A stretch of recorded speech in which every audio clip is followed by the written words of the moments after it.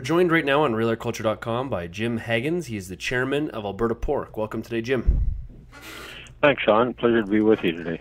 Jim, this week you have made a huge announcement, kind of an unprecedented announcement, I guess, for Alberta Pork for sure. Tell us a little bit about what you've decided. Yeah, Sean, after considerable thought and discussion, the board has decided to refund 85 cents of every dollar paid in levies for this current fiscal year. That's the year starting September 1 of 2010 through August 31st of this year. So Jim, that's $2 million is a big number. Why is Alberta Pork doing this? Well, we've been attempting, I guess a little background, as you know, the pork industry has been under a lot of financial pressure for the last 3.5 to 4 years, going on 4 years now. We attempted last fall to use some of our reserves that Alberta Pork has built up over the years due to the due diligence of previous boards and whatnot, and we tried to leverage those through working with Alberta Agriculture, AFSC, other industry organizations like the Western Hog Exchange and Packers. But we were told that we weren't allowed to use our funds that way last fall.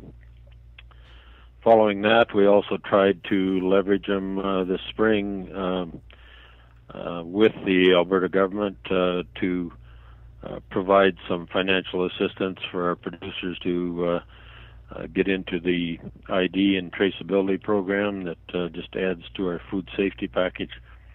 And again, we couldn't find a partner to dance with. The Alberta government turned us down, and so that left us basically with few options to pursue that would provide any kind of immediate financial assistance to our producers. So, Jim, what do you say to people that would look at this and say, after hearing that story, and say this is essentially Alberta Pork thrown in the towel? What do you say to that?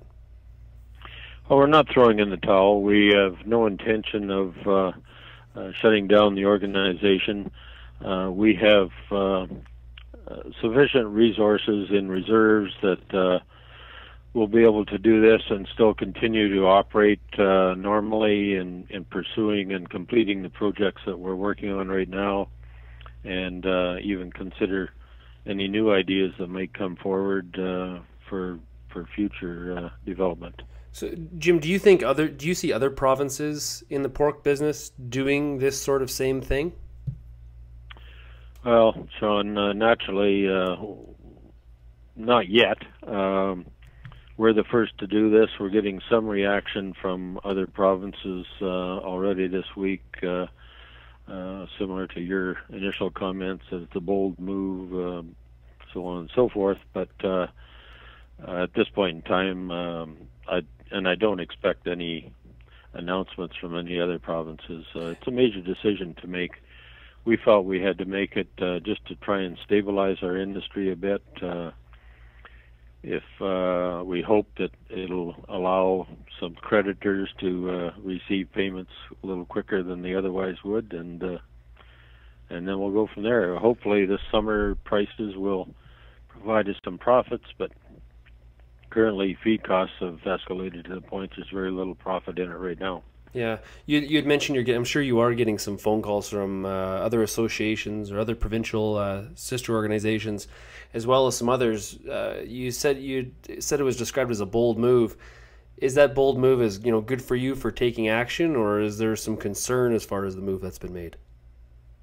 We've received comments from both directions. Some people are concerned that we won't be able to fulfill our mandate on developing other projects. We don't feel that.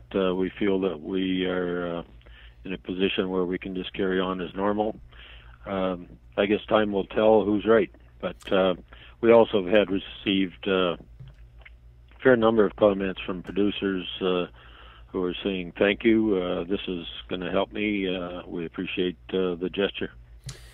One of the comments there, one of the things I read in your frequently asked questions about what you've done, it's very, very clear at the bottom, Alberta Pork's position is the pork industry has to change. From your vantage point, what kind of change do you think has to happen? Well, like other exporters in Canada, we've all been hit pretty hard with the currency exchange, and that includes the processors that buy our products as well.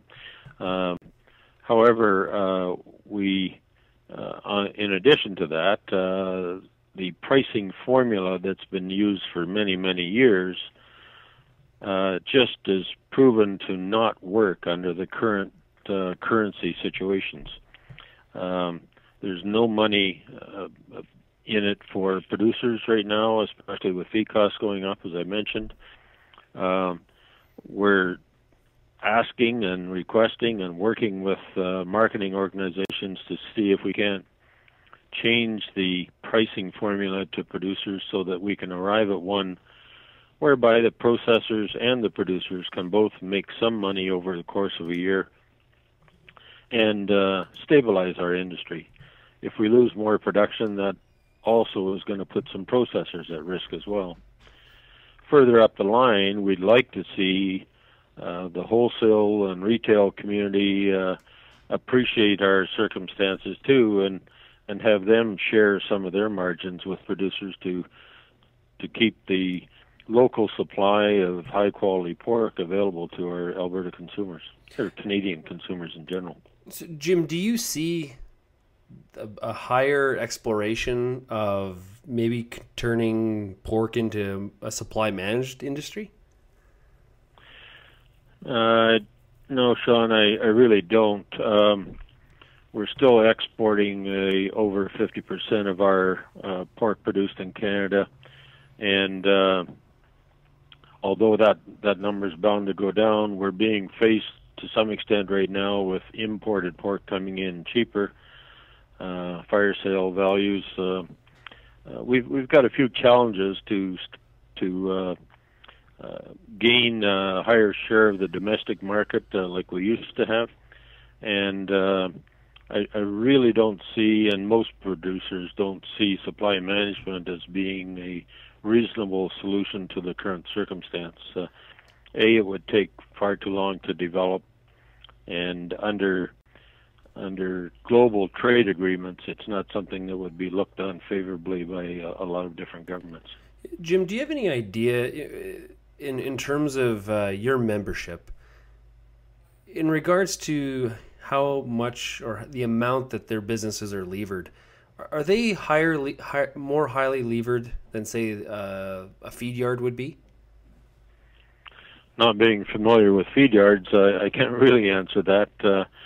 I know what I can say is that producers today have used almost any means possible to carry on in production after facing losses, steady losses for over 3 years. Some of them have their own business risk management internally. If they have some crop producing acres and so on, they're able to take profits away from one division and help the pork division out. Some others have access to forward pricing programs to be able to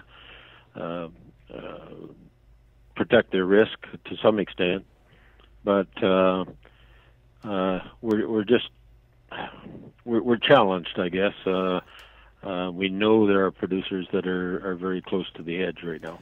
Yeah, and it's I guess one of the questions that I've heard is that it's a refundable checkoff. Why do people can ask for their money back? Why make this decision for them? You're right, and that's a common question. Basically, a number of producers have told us that they would have liked to have asked for their levy back, but not at the risk of hurting the organization, Alberta Pork specifically, and therefore they were going to tough it out. We're taking the peer pressure away from them, if you will, or the responsibility away from them by announcing this and providing those funds.